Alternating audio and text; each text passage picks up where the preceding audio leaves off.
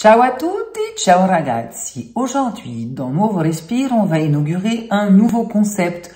On va inaugurer un mi-vlog. Bon, alors pourquoi j'ai appelé ça un mi-vlog? Parce que au départ, c'était un vlog. Mais vous allez voir l'endroit où je vous emmène, on ne peut pas filmer facilement. Le respect s'impose. Donc, la vidéo sera vlog et pas vlog. Donc, un mi-vlog. Voilà, je vous emmène tout de suite à San Francesco del Deserto, une petite île. C'est parti, c'est tout de suite.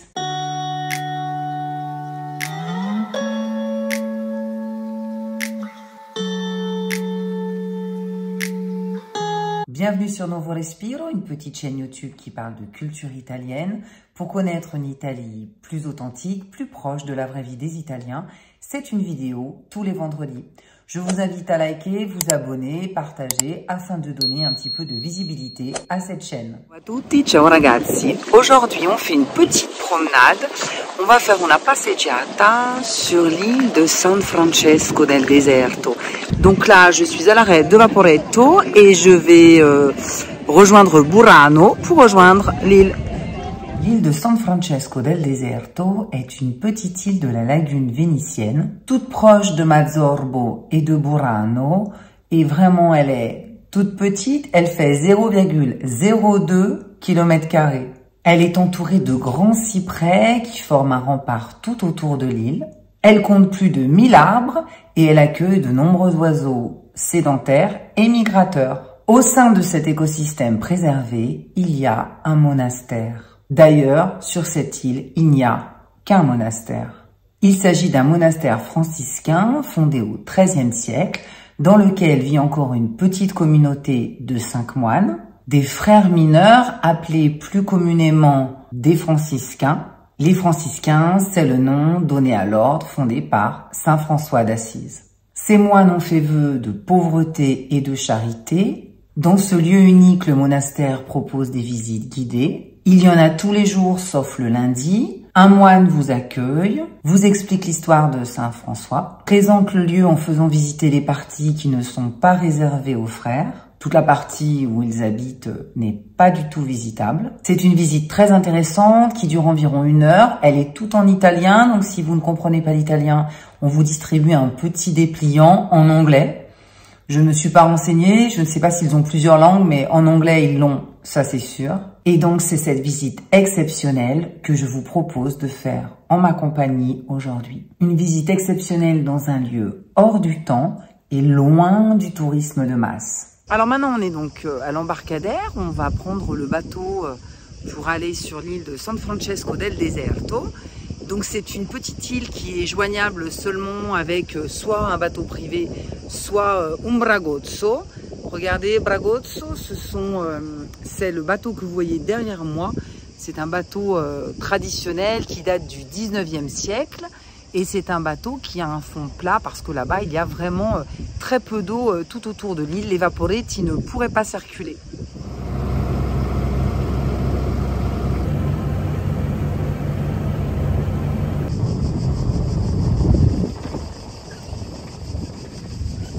On arrive à San Francesco del Deserto. Alors, on va commencer d'abord par un peu d'histoire avec la fondation du monastère. Le frère François, parti de la Terre Sainte, fait escale sur cette île en 1220. À cette époque, l'île s'appelle l'île des Deux Vignes et la venue de frère François sur l'île fait qu'on rebaptise l'île et qu'on l'appelle San Francesco, Saint François. La question qu'on peut légitimement se poser, c'est qu'est-ce que François est venu faire dans cette île? Il y a 2 hypothèses. La première hypothèse, c'est la nécessité d'une quarantaine. Bon, il s'agit d'une hypothèse peu probable car les grandes épidémies ont lieu plus tard, au milieu du XIVe siècle, et les quarantaines s'effectuaient plutôt sur l'île de Lazzaretto Vecchio. La deuxième hypothèse, beaucoup plus plausible, c'est que cette île était un lieu idéal pour une retraite et une méditation loin du monde. Peu après la mort de François, le propriétaire de l'île, qui s'appelle Jacopo Michiel, fait ériger une église en l'honneur du saint et donne l'île aux frères mineurs de l'église des Frari à Venise, ces frères mineurs qui décident de construire un couvent. On peut voir la copie de l'acte notarié À l'entrée du monastère, l'original est lui conservé aux archives à Venise. C'est plus tard, en 1420, que le nom de l'île fut complété par Del Deserto. En effet, l'île a été abandonnée pendant une vingtaine d'années pour cause d'insalubrité. Il n'y a pas assez de courant dans la lagune. La malaria est transportée par les nombreux moustiques qui infestaient la lagune. En 1453, les frères reviennent dans l'île, ils restaurent l'église, ils restaurent le couvent et ils décident de construire un cloître Renaissance. Les frères habitent l'île sans interruption jusqu'en 1806, lorsque l'histoire avec un grand H décide de mettre son grain de sel. En 1797, avec le traité de Campo Formio, Bonaparte et les Autrichiens, les Habsbourg, se partagent les territoires de la République de Venise. Napoléon décide de dissoudre tous les ordres religieux, il ordonne la fermeture des églises, des couvents, et c'est ainsi qu'en 1806, l'île se retrouve occupée par les soldats de Napoléon qui chassent les frères. Le monastère devient d'abord une caserne militaire, puis un entrepôt d'armes, d'explosifs, de munitions. En 1856, l'empereur François Ier d'Autriche fait don de l'île au patriarche de Venise, qui à son tour l'accorde à perpétuité aux frères mineurs qui l'occupent depuis cette date-là. Lors de la visite guidée, on retrouve donc toutes ces traces d'histoire qui se superposent les unes avec les autres. On est à San Francisco del Deserto. On arrive au monastère. Alors la visite du monastère commence à 15 h, où on sonne à la porte, un frère vient vous accueillir et vous donne des explications déjà bien avant le seuil du monastère. Sur le fronton de la première porte, on retrouve la devise franciscaine « Paix et bien ». Et on retrouve de part et d'autre le fameux symbole franciscain. Le symbole franciscain, ce sont donc deux bras croisés. On a le bras nu du Christ avec son stigmate à la main. Et on a le bras vêtu d'une tunique de Saint François qui porte aussi un stigmate. En effet, Saint François a reçu les stigmates sur le mont de la Verna en 1224 et les a gardés jusqu'à sa mort. Vers 1400, une croix a été ajoutée derrière les deux bras croisés. Donc si vous trouvez des symboles franciscains où il n'y a pas la croix, cela veut dire que ils datent d'avant 1400. Au-dessus de la porte qui conduit au premier cloître, il y a une devise « O beata solitudo, o sola beatitudo ». Selon les explications du frère, cette citation nous rappelle que c'est seulement en s'isolant de ce monde et des personnes que l'on peut retrouver la sérénité et le bonheur de l'âme. Juste avant l'entrée, il y a une tablette sculptée qui nous rappelle aussi la règle du silence. Dans l'île, il existe un décret de la Sérénissime qui date de 1510, qui sanctionne d'une amende les personnes qui font du bruit, qui jurent, qui blasphèment, et cette règle est toujours d'actualité. Lorsqu'on regarde depuis l'entrée du couvent, on voit deux parties. Celle de droite date du XIIIe et elle est destinée à l'hôtellerie. C'est là qu'habitent les frères aujourd'hui. La partie à gauche correspond à l'antique aile du couvent, qui a été totalement restaurée au début du XVe grâce au don d'une noble vénitienne, Frangola Giustinian, dont on reparlera plus tard. La première pièce que l'on va voir quand on rentre dans le monastère, c'est le premier cloître. Il date du XIIIe siècle, mais le toit et les colonnes ont été complètement démantelés par Napoléon lorsqu'il a réquisitionné le lieu. Ils ont donc été remplacés durant la deuxième moitié du XIVe siècle, quand les frères sont revenus dans l'île. L'ancien dallage se trouve à 50 cm de profondeur et est encore visible sur 4 zones. Sous les arcades, une tablette rappelle le miracle des oiseaux accompli par Saint François. Et ça, c'est vraiment une chose dont on est certain, car son biographe, San Bonaventura da Bagnoregio, l'a raconté dans la vie de Saint François. Quand Saint François est arrivé dans l'île, il a été accueilli par le chant des oiseaux, qui était vraiment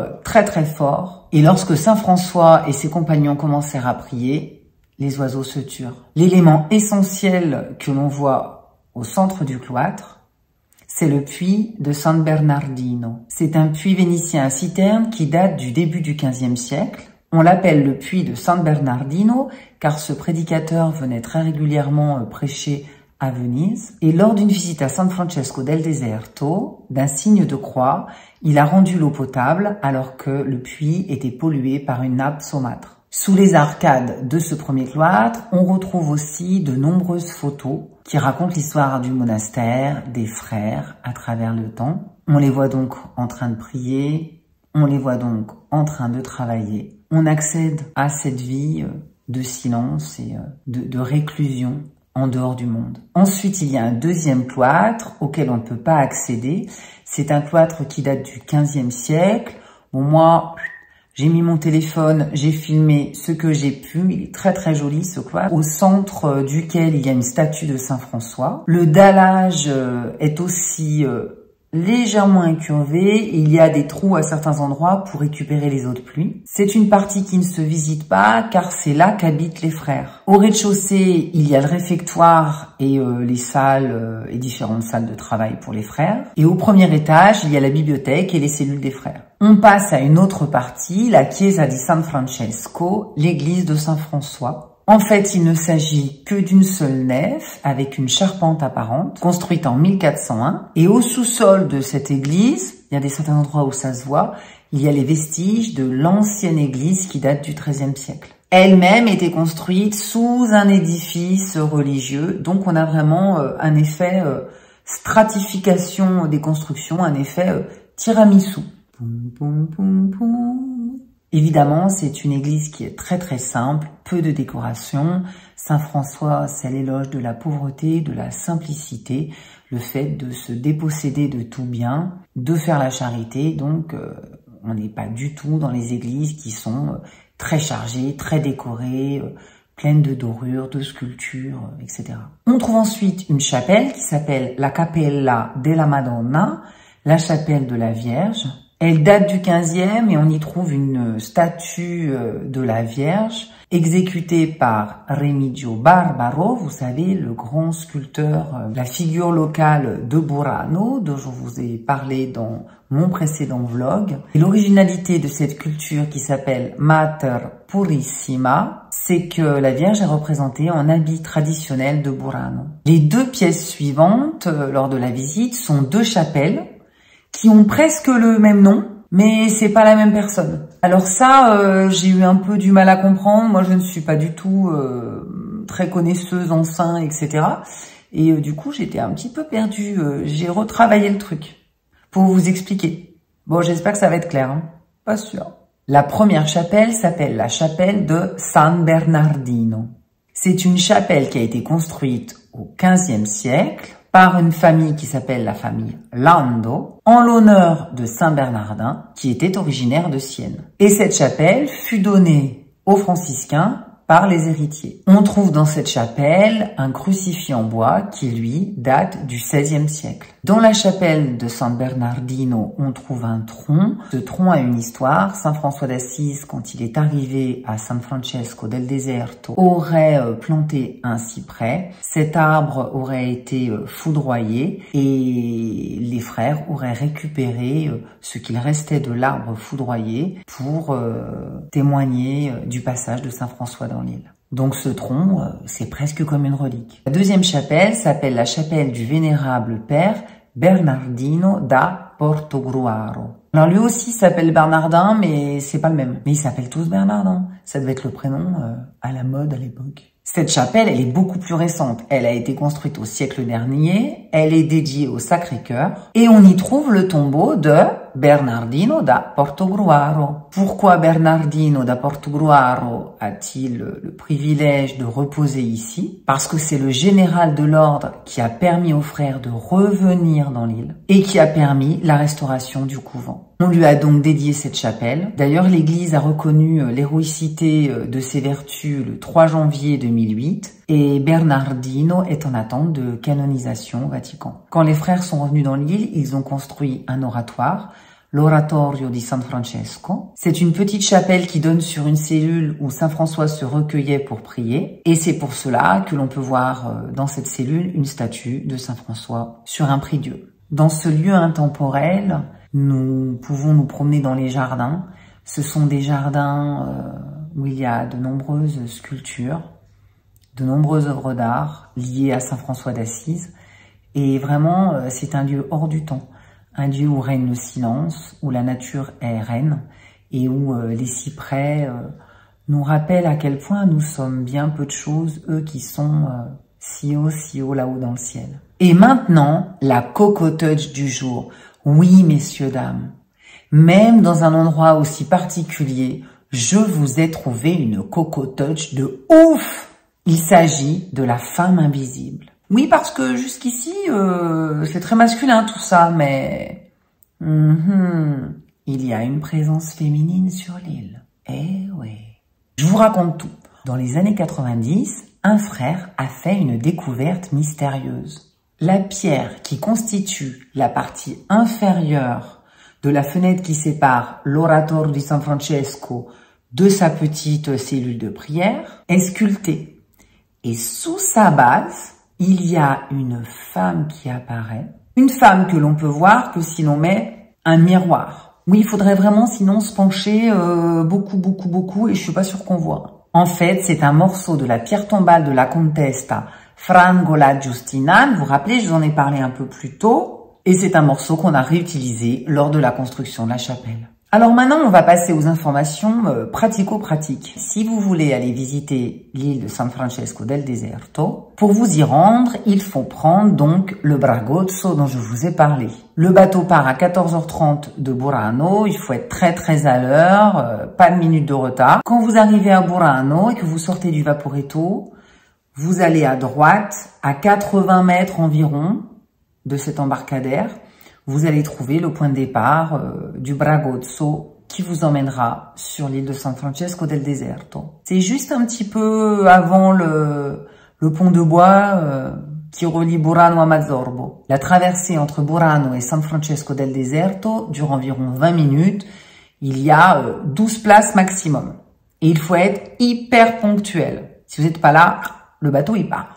Le paiement se fait en espèces et l'aller-retour coûte 10 € par personne. Je vais vous mettre en barre d'infos la référence du site où vous pouvez contacter Massimiliano, c'est celui qui vous emmène en Bragozzo.